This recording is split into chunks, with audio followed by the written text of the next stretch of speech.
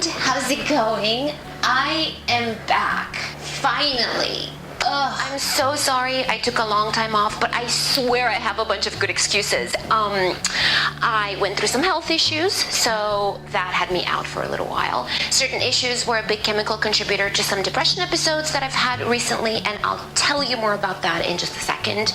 I traveled to Romania to see my family after 9 years, and that was a really emotional time for me. Got engaged, then married, I moved, made the cover of Popular Psychology. So a lot of things have been going on, some good, some not so good, but I've really been thinking of you guys and really truly missed you and felt so bad every time somebody would ask me, where are your videos? What happened? It was eating me up inside. So thank you for keeping me in your thoughts and for your loyalty and your patience. It means so much to me. You have no idea. But yeah, that's why I took some time off. I did, however, make some good use of this time to get myself more organized and think of ways to make these videos better and easier to consume. I spent some time giving some zhuzh to my website, launched the subscriber-only features and benefits, and you can subscribe for free now and get all the extra content that will come with every video. And now I'm finally here, ready to see you again every week and talk about the things we talk about. I hope you still have your journal ready. Here's mine. And I hope you've been using it. Please don't drop the ball on that journal. I know that follow through takes time and a lot of energy and work, but consistency is the key to becoming better people, both inside and out. And if you don't know what the journal is or want a reminder on how to use it, I will link below the video that explains how to do that. Now, this is a part 2 video. Part 1, also linked below, got a reaction that really overwhelmed me in a good way. You guys really loved that video, and I got a lot of messages and comments from people that got inspired by it or have given the tips I've shared a try and have really seen a difference in their lives. So that got me really excited and motivated to do more. I realized that I want and have to give you more. So let's start talking about dealing with depression again. I'm not a licensed therapist. I didn't go to school for this, but I have suffered from depression for years and still have to deal with it every now and then. And so in part 1, I shared some of the reasons why I've had depression. And because I've been through it firsthand, I know what it feels like. I know what it does to you, and I know how hard it is to see the light at the end of the tunnel. Most of the time you see nothing, but I managed to pull myself out of it, and it's for that reason that I'm doing these videos. But part of the territory when you expose yourself online is occasionally you get hate comments, and I've had a couple of folks send me some negative messages with, you're not licensed, you shouldn't speak. But I feel exactly the opposite. I think it's my responsibility to share with you what I've tried and what has worked for me, and I know you would do the same thing. It's the right thing to do. So I'll take any backlash from anybody if overall what we're doing here is something good. So with that said, let me start with one of the most interesting things that I've learned over the past 6 months. What I've learned is that the hormonal balance in our bodies has a really big impact, not only in our physical body, but our emotions and overall state of mind as well. For the past year, I haven't been feeling too good. I started gaining a lot of weight very fast. I was sleeping bad, like in patches throughout the night, like waking up every hour or so. In the morning, I would get up so tired, and there were days, you guys, when I felt so exhausted, I would literally not get out of bed, like all day. I was having almost daily migraines so bad that the whole left side of my head was pulsating. My left eye was foggy, my left ear was ringing. I just wanted to curl into a ball and stay there. I also started getting severe cellulite. I'm talking like all the way down to my knees. I was lightheaded a lot, having hot flashes, and was going through some really intense depression blues. And the thoughts that were going through my head were, I'm turning 30. What the hell have I been doing with my life? I was literally going through a midlife crisis. So long story short, I went to the doctor to figure out what the heck was wrong, and my doctor checked for a lot of different things. But after checking my hormone levels, they learned that my body was going through early onset menopause. Now, if you're a guy, I'm so sorry. I swear I'll make this really short. But here's what. In the US, the average age of onset for natural menopause is 51. I was 29 when that started happening to me. And the doctor told me it's because of being on birth control pills for so long. Yes. And since getting the news, it took a while to emotionally deal with it. But then I started following the program my doctor put me on, which consisted of switching to a non-hormone secreting IUD, a cocktail of vitamins and green powders and such. But I slowly started to emotionally balance again and have more energy. I lost a little bit of weight, but overall feeling better. And even though I'm still a work in progress, it's night and day than it used to be before. So tip number 11 in this part 2 is to go to a family doctor to get your hormone levels checked. Please. If I wouldn't have had to deal with that for myself, I probably would have discarded this tip, but I've seen how it changed my life. So I consider this to be the best possible thing that you can do for yourself. You could have an internal imbalance, and maybe that's why you may feel like it's harder for you to get over depression than it is for other people. I felt that too. But following this tip could drastically improve your mind, body, and life. Number 12, change the way you talk. Okay, so the deal is this. The more you talk about something, the more you start accepting what you're saying as your truth. And if that's something negative, you're essentially sabotaging yourself. It's like saying that we should think positive. Well, we should talk positive too. When you want good things, but all you talk about are negative things, there's no progress.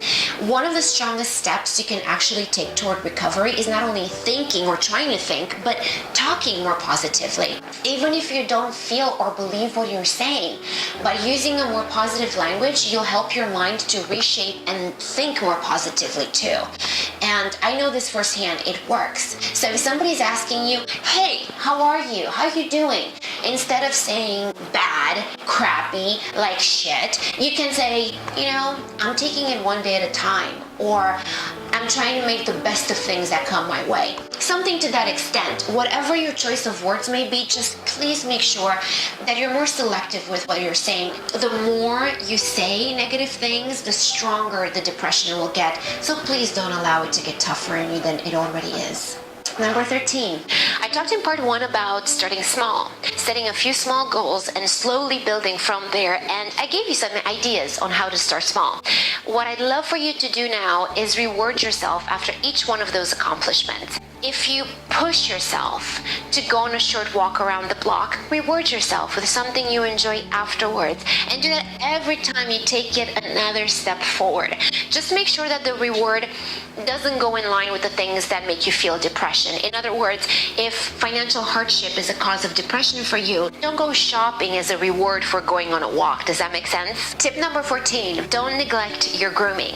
I know how easy it is to let ourselves go and not care about our appearance and clothing, but looking like shit is not going to make us feel better. Actually, it will only encourage more of that down feeling. So reintroduce daily grooming back into your routine and just watch how your mood will start being elevated.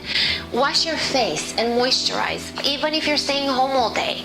Take a shower, things like getting a haircut or spraying some body spray after taking a shower, curling your hair. All these can make a world of difference. But like I said earlier, though, watch your wallet. A common habit when going through depression is to go on spending sprees, but buying stuff when you're in those stages of dealing with depression will only make you feel good in that moment, but then your mood will go right back, if not get worse, because now you've spent money that maybe you didn't have. That's what happened to me, at least anyway, and you would think that I had learned the first time, but no, I kept doing the same mistake over and over and over again, and I felt like the depression was just completely clouding my judgment. And then of course the downward spiral started again.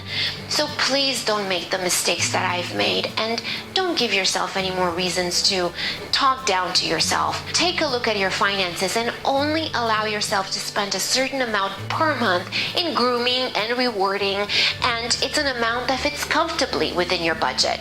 I want to show you something that I use. Sorry, I keep moving my hair, but it's getting into my mic. It's an app called Tasha Finance. I hope I'm saying it right. If not, Sorry, app people.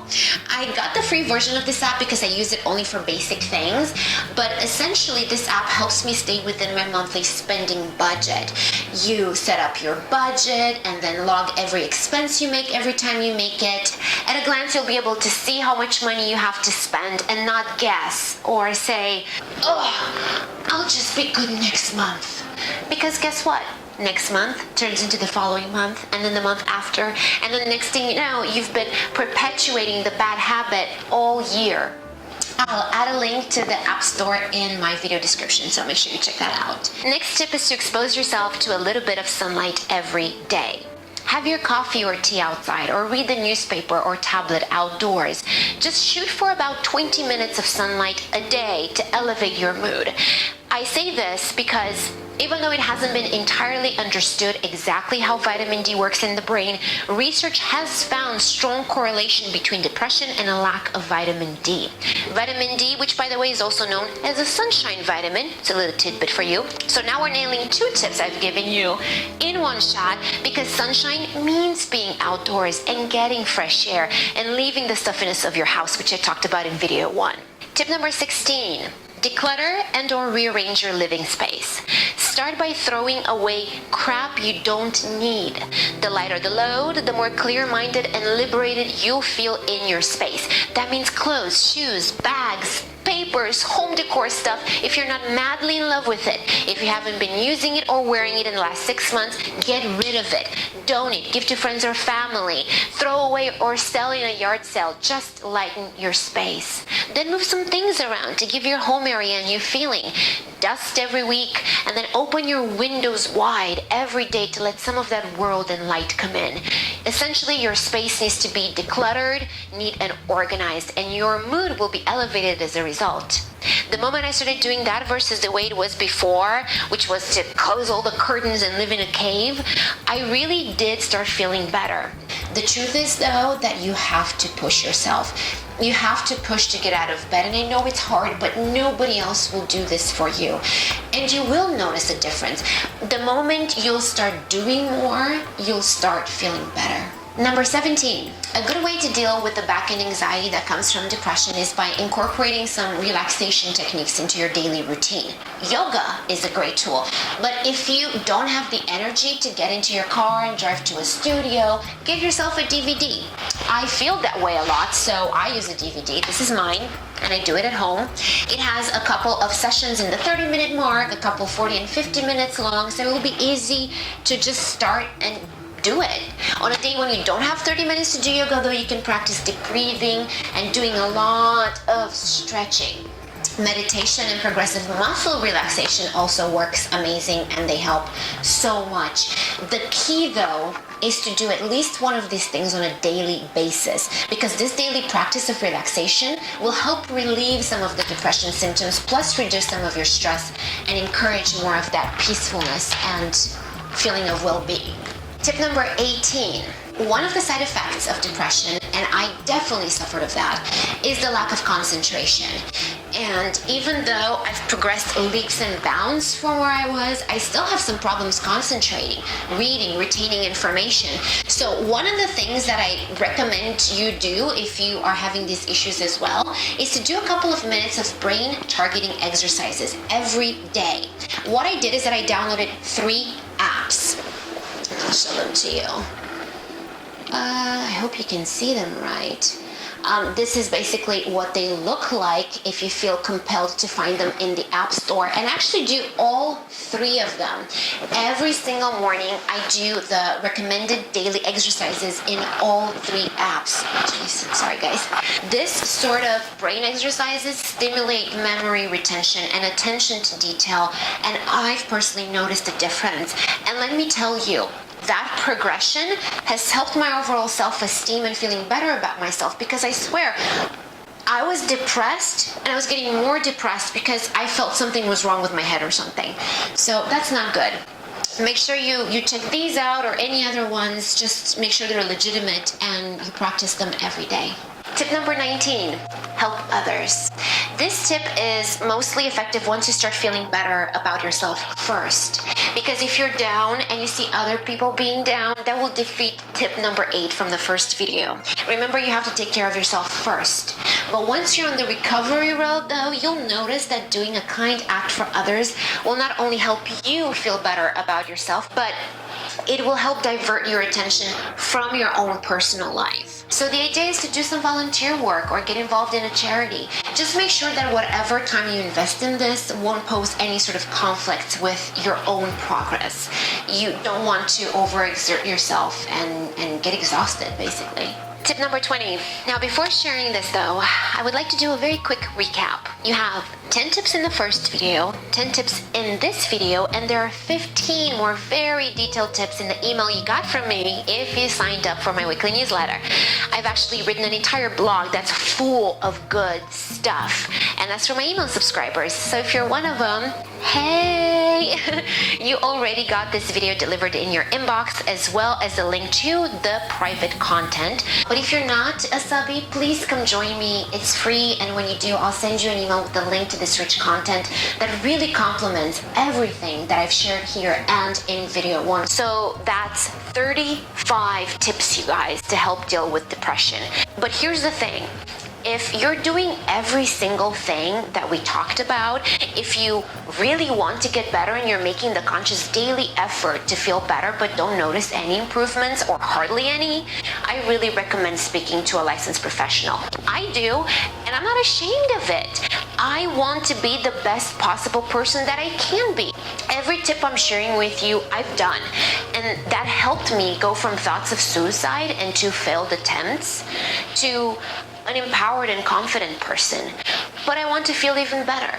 So for the past 4 months, I've been seeing a psychologist, and I gotta tell you, it's amazing to speak to somebody that's not going to judge me and bring a clinical eye to the table. Seeing her is a matter of choice for me now because I just want to feel better in the shortest amount of time possible. But in this video, I'm talking about feeling better overall. And if you're not seeing any improvements in your life, the best thing you can do for yourself is to speak to a professional in addition to following all the tips. See who's covered by your insurance, do your research on them, look up reviews and bios, and start talking to a professional. Okay, so next week in the relationships and sex video, we'll talk about sabotaging. It's going to be a very interesting video. We'll talk about why we could be sabotaging our relationships, and I'll share with you my top sabotaging acts that we do and how to help stop them.